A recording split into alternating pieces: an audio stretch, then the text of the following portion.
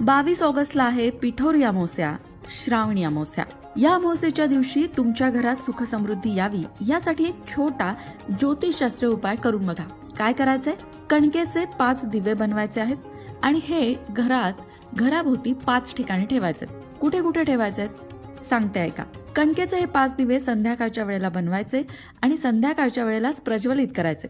आणि हे दिवे संध्याकाळी एक दिवा देवाजवळ ठेवायचा, एक दिवा तुळशीजवळ ठेवायचा, एक दिवा तुमच्या घराच्या मुख्य प्रवेशद्वारात ठेवायचा आणि एक दिवा घराच्या दक्षिण दिशेला ठेवायचा. आणि उरलेला 5वा दिवा हा तुमच्या घराची जी ईशान्य दिशा असेल त्या ईशान्य दिशेला ठेवायचा. ईशान्य दिशा म्हणजेच काय? तर उत्तर आणि पूर्व यांच्या मधली दिशा, तिला ईशान्य दिशा म्हटलं जातं.